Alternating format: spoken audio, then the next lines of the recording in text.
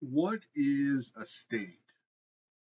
Max Weber famously defined the state as a monopoly on violence.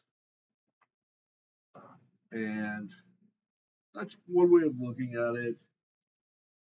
There's also a distinction made between the state and government, or that distinction was made by Albert J. Nock, who viewed government as sort of the rightful dispute resolution, decision making, and protection of individual rights and protection for people against aggression, protection of person.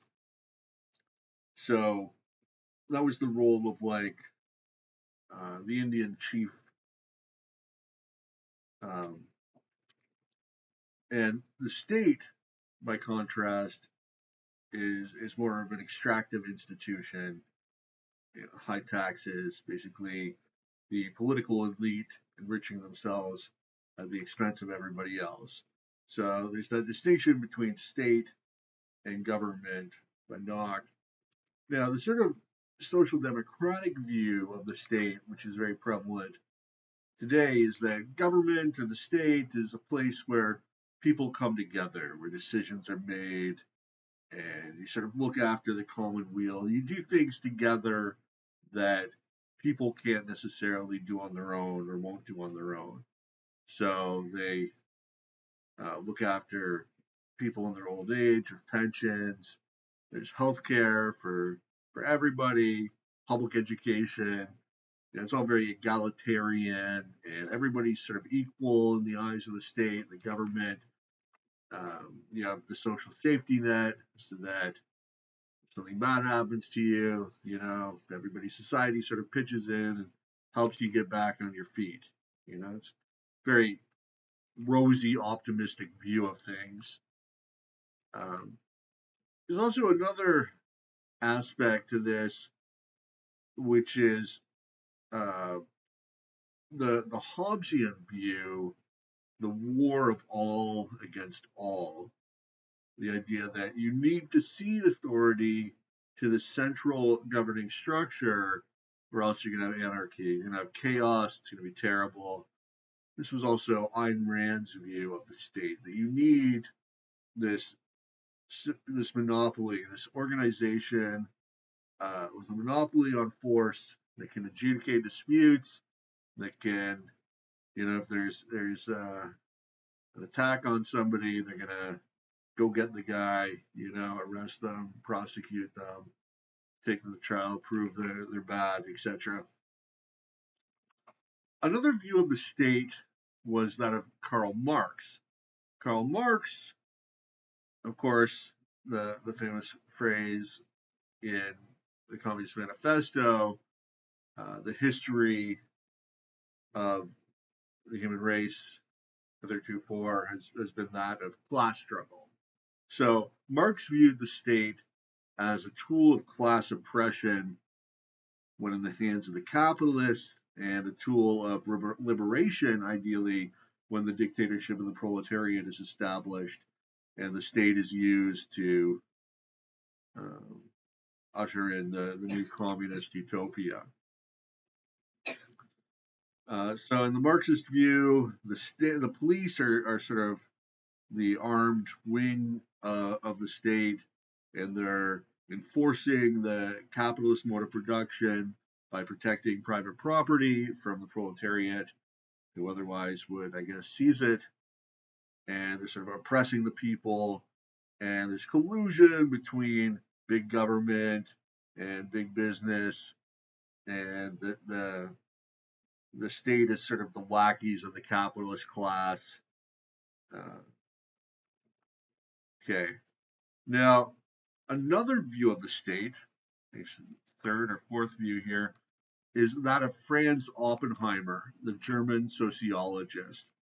So Oppenheimer's view was that uh, you have basically two ways to obtain wealth.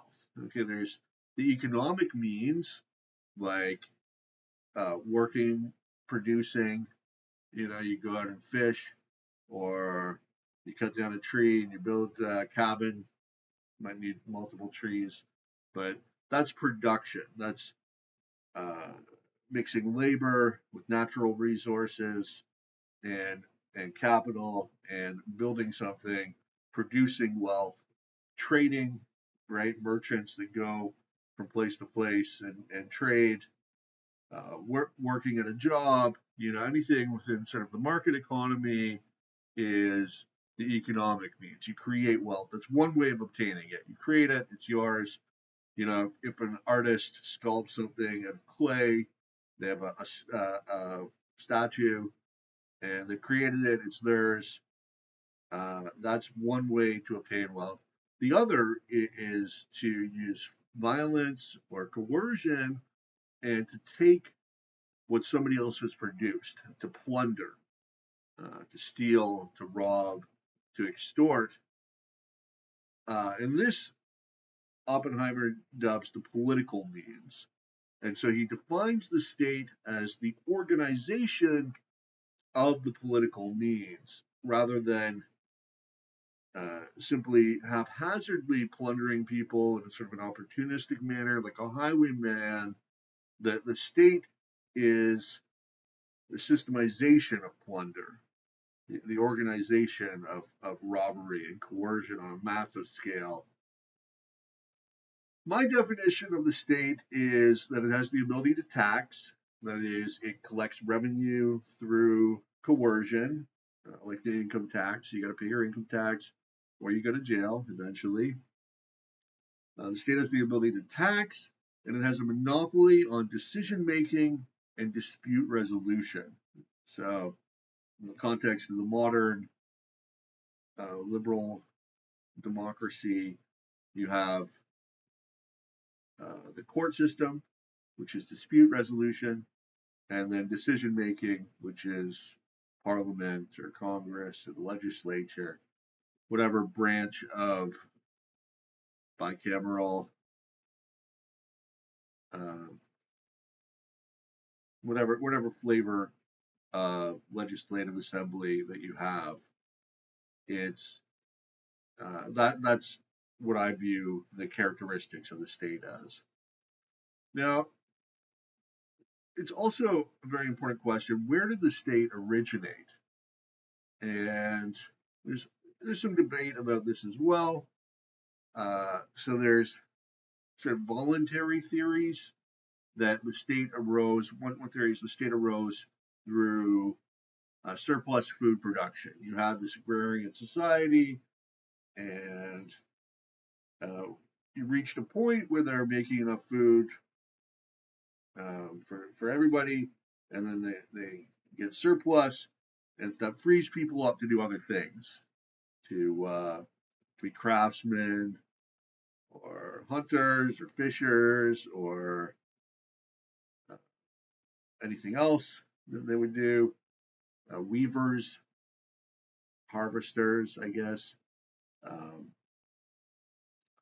and then part of that is you get the professional soldier class and the priest class, and then you have the state. That's how it arose, simply through the division of labor or society.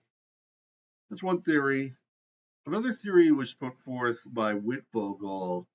It was called the hydraulic hypothesis, and he suggested that one reason why autocratic states would form is the need for irrigation on a massive scale. Where if you're living in if you're living in Egypt, 4000 BC, you need widespread irrigation from the Nile in order to make the desert bloom and and control over the water allows for power of life and death to be centralized in the hands of a few people. This in turn leads to despotism, the rise of the pharaoh, the rise of the Sumerian priest class, and so on and so forth. That's the very interesting theory. And then there's another view put forth by Oppenheimer, Franz Oppenheimer, who we mentioned earlier, German sociologist, and his view, which a number of other people have thought of as well, is that the state arose through conquest. The you had you had different people, and uh, they would attack each other, and then especially with the invention of agriculture, before if you're hunters and gatherers, you can just sort of flee, and it doesn't really matter. The stronger tribe just sort of takes over, and the weaker one, they have to leave if there's some premium hunting grounds or really really nice river or whatever. But once you have agriculture, your whole society is based upon these fields that you're growing, and you're really settled. You've got houses and some rudimentary tools or whatever, maybe animal husbandry. You can't necessarily just take off. So this leads to conflict, and then of course, to the victor goes the spoils. So the conquering people, they need some means of exacting tribute from the conquered people, and that's where the state comes in to existence. It's the taxes, the tribute that is demanded by the conquering class. It's the exploitation and subjugation of one group by the other. So that's my understanding of how the state arose, Oppenheimer's view through conquest, and I think that says a lot about the fundamental nature of the state, that it is a tool of exploitation and subjugation. The purpose of the state in the context of modern society is the exploitation and subjugation of the economic class, not a conquered people per se anymore, but of the economic class by the political class. So the economic class, that's anybody who works, businessmen, uh, workers, investors, anybody who's involved in the creation of wealth. They're part of the political or economic class, and then the political class, politicians, bureaucrats, special interest groups, the military-industrial complex, and people that live off of tax tax dollars, people who are net tax consumers, the teachers and university professors, and there's a lot of people. And so the state has always had sort of a flimsy grasp on society because it is uh, such a blatantly criminal organization. It's such an obvious scam. You know, why should I have to give up, half my income or more to the state just so they can have that money? I never agreed to that. So so in order to rationalize the state's reign and make it a little less obvious, there needs to be a massive propaganda effort. And so naturally, in the past, this role was filled by the clergy. The clergy, especially because they sort of monopolized information, they monopolized books before the printing press, and when everything was sort of written in Latin, and they had very tight control over knowledge and information. So that the clergy would rationalize the state's rule, and in return, they would share in some of the bounty. So, of course, with the rise of rationalism and secular belief systems, the clergy have sort of lost their sway, especially in Europe and some parts of the world. So they're being replaced by intellectuals, teachers, the media, bureaucrats, right? Somebody who works in uh, HUD, or these people are they're intimately familiar with all the statistics, and they can make the case for why these government programs are so great, and so on and so forth. They're professional proselytizers of the state, basically. So teachers, university professors, right? The academia is like 99.99% statist, because universities get a lot of funding from the government, and even more in terms of loan guarantees, and so there's a lot of, and so professors get very cushy jobs, not really having to work that much, a few hours of teaching every week, and then the real job is begging the government for grants to the university. That's really what they get paid for, so they can do research, um, and so their role is to be the intellectual bodyguards of the state, to provide the rationalization for why it should exist, why the government needs to take all our money, and why we should be very happy that that occurs. So, what is the impact on the state? Well, for one thing, especially the modern, what's the impact of the modern state? The modern democratic, you know, government spending at 50% of GDP, uh, sort of high tax and spend government. Um, well, for one, it impoverishes society. So society is a lot poorer because of the state. And we see this in reduced growth rates that occurred with the rise of statism. And as government spending grew to be a larger percentage of GDP, growth rates sort of nosedived. And now all these uh, like G7 countries are in like economic stagnation. So it impoverishes society because of a number of things. So the inflation, the constant money printing, that's got a huge negative impact.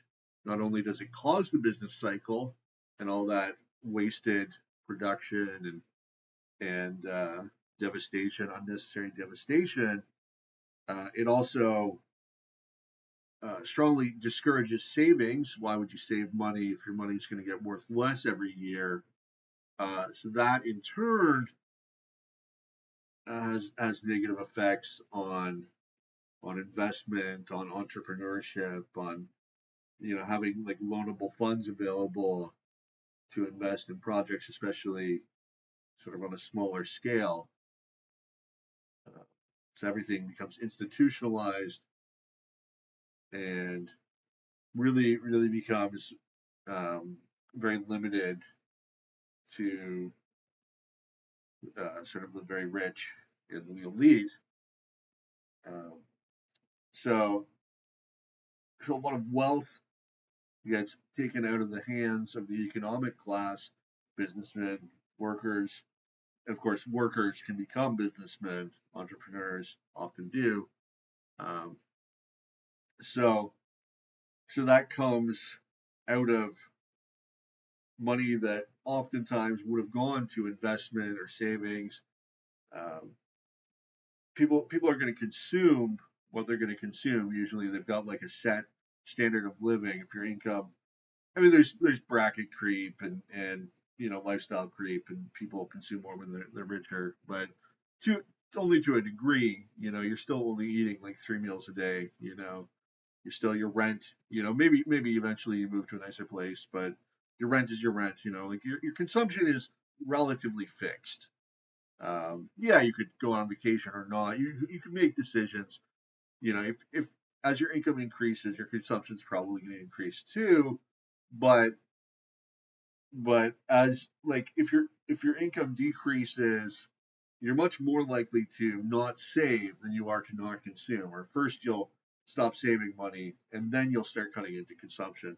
Generally, I mean, everybody's different and whatnot, but I think that's a general trend. So taxes really also eat away at people's ability to save and to create new businesses through entrepreneurship. Instead they're just sort of, especially with the inflation, the sort of debt-based economy, they're just consuming, and it's not as easy. The other thing is that the regulatory environment makes it a lot more difficult for entrepreneurship as well, especially at the smaller, more micro level. Um, so so we end up with, just like big business, and everybody's just sort of working for a big corporation, which is all right. I mean, I'm not anti big business, I'm not anti corporations, but I think it would be a healthier situation if we had, lower taxes and sound money. You'd have a lot more entrepreneurship, and if there wasn't regulations that made entrepreneurship more difficult, you would have, I guess, a little more organic or healthier or smaller scale sort of economy. Whereas the only businesses that can sort of thrive in the environment that exists are large corporations. So you've got this tendency towards large corporations. Okay, so that's one problem with the state is, it hurts the economy, it hurts economic development, it makes society poorer. Um, and and like another aspect of that, I guess, is like government spending mostly goes to consumption on the part of the political class. So okay, so another problem with the state is that it leads to war. War is the health of the state. Of course, every war is carried out by a state. Waging war is very, very expensive. It requires both the ability to collect revenue through coercion, as well as the ability to debase the money supply, to inflate, to print money, to create new money and spend it, and and so the state leads to war, and war is terrible. War, of course, very devastating. Uh, Destroys a lot of wealth and a lot of lives. It leads to famine in poorer countries, and it leads to more war. You saw in Iraq, they went to a war in Iraq, and this sort of caused ISIS to grow in power. So there's a lot of unintended consequences or blowback that comes with having a bellicose foreign policy, going to war, intervening in other countries' affairs, and there can be a lot of casualties. You look at the sanctions on Iraq in between World War or Gulf War One and Gulf War Two, or the Gulf War and the Iraq War, and there's that interview with Madeleine Albright where they asked her, "Do you think it was worth it? 500,000 dead Iraqi children because of the sanctions?" And she said, "Yeah, that sounds reasonable." Uh, so so obviously, it's not a good thing when hundreds of thousands of children die, right? I don't want to step out of line and be controversial here, but I think we can condemn that as a bad thing. So the state leads to war. Uh, it leads to war, and war is bad. The state slows progress. It slows technological progress. It slows economic progress.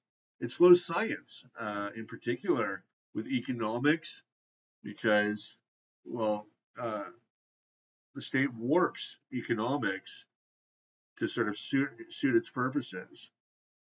Um, so before even economics was really a thing, there was mercantilism. Mercantilism was the economic doctrine that accompanied absolutism. It wasn't really like a coherent school of thought, It was just post hoc rationalization for whatever policy the king would pursue. So the king would pursue a policy. He would give a monopoly on the sale of tea to some company, and then the mercantilist writers would, or one writer would say, well, this is why this is such a great thing. You gotta have the monopoly for blah blah blah reason. The reasons didn't matter; they're just making them up. It's just post hoc rationalizations for whatever the king did, and that's sort of where we are today. Except it's not the king; it's the legislature, it's parliament, it's the prime minister, it's the president, it's the democratic state. But that's really sort of what the economic profession has devolved into. Whatever the government does, there's some economists that say, "Yeah, this is great. This is you need that. You gotta print that money, borrow that money, spend that money, whatever they want to do." There's no shortage of intellectuals who will rationalize it simply because they get paid to do that. So, this is a very destructive influence on the economic science. Set economics back 100 years, probably 200, if not more, by the time it's run its course, because it's still very much ongoing on a constant basis, and not really many people realize this. So it's yeah, it's slow science. Um, and you see this with the climate change. So it's it warps the scientific viewpoint to whatever the state wants. The state wants higher taxes, more regulation over the economy, more subsidies. The state wants to spend money. By the state, I mean, politicians and bureaucrats. Obviously, the state doesn't do anything on its own. It's an abstraction, but uh, the decision makers within the state, the high-ranking politicians, and they love it. They love global warming. They love any crisis. This whole idea, because it allows them to do things like the green slush fund, $1 billion slush fund in the Trudeau government, where it's all patronage, it's all conflict of interest, and they're enriching themselves, in the name of, oh, we're going green, give me $100 million, uh, so so this has warped science. If you want to get published, you gotta publish something like as a climatologist. You gotta publish something that says the world's gonna end in 30 years. We don't take drastic measure. Boom, you're published. That's it. Doesn't matter what you're saying. Doesn't matter if it's true or not. Doesn't matter that all the predictions of gloom and disaster never came true. Haven't been substantiated in the slightest. We've had a degree of warming over 100 years. Nothing's happened. Sea levels have rose 8 inches. There's been zero impact. Agricultural yields are unaffected. Global human population's unaffected. Um, and they point to every natural disaster as proof. Oh, look, a hurricane. Like, we've never had a hurricane before. Oh, look, fires. Never had fires before. Never had wildfires. Uh, so it slows science. It distorts science. There's the debasement of the money, the banking system, which is very important. It's subtle. People don't really recognize that inflation comes from the government creating money, banks creating money, and it's unfair. It's immoral for banks to create money and lend that money out. Um, they're enriching themselves at the expense of other people, of people who have cash, um, because they're counterfeiting, they're creating money and lending it out, creating money out of thin air. Banks do it. The central bank does it in some countries, anyway. Um, and it has a devastating effect on the economy and on society, and it also promotes war because, as I said earlier, you need inflation to finance war. War is very expensive, So you need this whole system of fiat money and inflation. So another negative impact of the state, could go on all day here, is that it draws high functioning individuals who have great potential to be productive and create wealth for society. They get drawn to the state by the allure of the money, but also the power. Power is a very seductive force, and it draws uh, high functioning people into the state apparatus where they get put to the task of improving the state, making it more effective and efficient. But you think, oh, that sounds pretty good, I like efficiency or whatever. But the perfect example of this is Milton Friedman, who created the withholding tax, which has enabled the state to tax at a degree that it never could have without it. You know, so we don't want the state to become more effective when the primary purpose of the state is to loot us.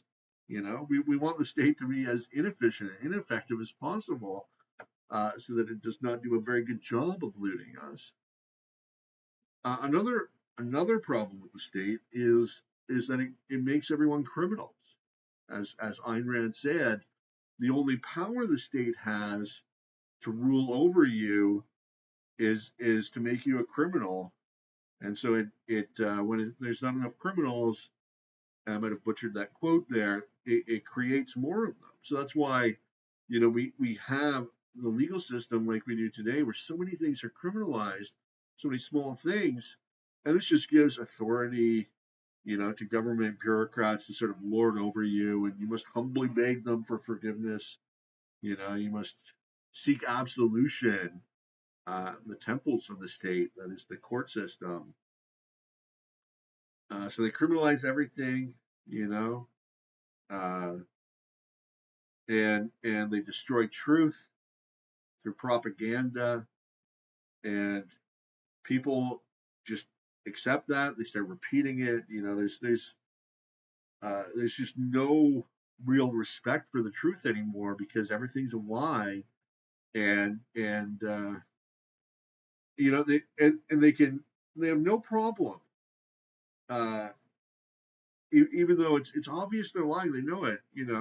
A perfect example of this was Chrystia Freeland, when she was denouncing tariffs that the United States had put on Canada. She's saying how these tariffs, they're terrible, they're going to impoverish the American people, and then in the next breath she announced retaliatory tariffs. She just condemned tariffs, said they're horrible, said they're going to be so bad for the people of America. Then she's putting tariffs on American goods, which presumably she would condemn and say they were terrible for Canadians, but it doesn't even occur to them that they're lying, because truth is doesn't matter at all, in this empire of lies. It's just something to be. It's just statements, right? They're not true, they're not false, they're just serving the particular needs of the polity at that moment. um, and the state rewards and encourages parasitism. It demonizes hard work, entrepreneurship. Like Obama said, you didn't build that, right? Uh, it belittles wealth creation and encourages envy and greed, the victim mentality, that's so perfectly encapsulated in the woke ideology